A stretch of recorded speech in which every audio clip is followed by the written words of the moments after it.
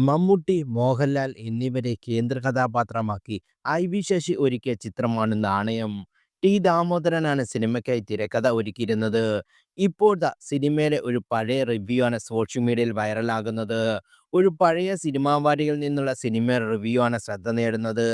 വളരെ തിളക്കമുള്ള, അല്പം മുഷിപ്പ് തോന്നാവുന്ന സമയം കൊല്ലിയ ചിത്രമാണ് നാണയം എന്നാണ് സിനിമയ്ക്ക് നൽകിയിരിക്കുന്ന റിവ്യൂ.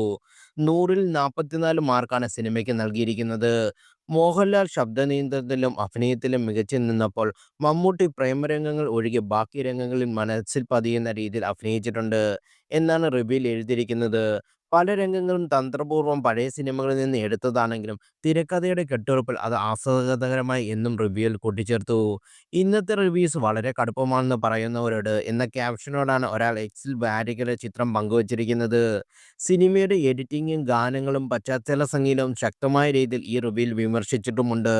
നീണ്ട ഇടവേളയ്ക്ക് ശേഷം സെക്സ് ഇല്ലാത്ത, രാഷ്ട്രീയമില്ലാത്ത, വിദേശ ലൊക്കേഷനില്ലാത്ത, റീമേക്ക് ഇല്ലാത്ത ഒരു എന്റർടൈനർ ഐ.വി. ശശി സംവിധാനം ചെയ്തിരിക്കുന്നു എന്ന് ഒരു പുതുമയെ അനുഭവപ്പെട്ടു എന്ന് റിവ്യൂവിൽ കുറിച്ചിരിക്കുന്നു. മധു, ശ്രീവിദ്യ, മമ്മൂട്ടി, പൂർണിമ ജയറാം, മോഹൻലാൽ, സീമ, ജനാർദ്ദനൻ തുടങ്ങിയവരായിരുന്നു നാണയത്തിലെ പ്രധാന അഭിനേതാക്കൾ. ചിത്രത്തിൽ സംഗീതം നൽകിയിരിക്കുന്നത് ശ്യാമാണ്. യൂസഫ് അലി കേച്ചേരിയുടെ ഗാനങ്ങൾ എഴുതിയിരിക്കുന്നു. ഛായാഗ്രഹണം സി. ഇ. ബാബുവും ചിത്രസംയോജനം കെ. നാരായണനും നിർവഹിച്ചിരിക്കുന്നു.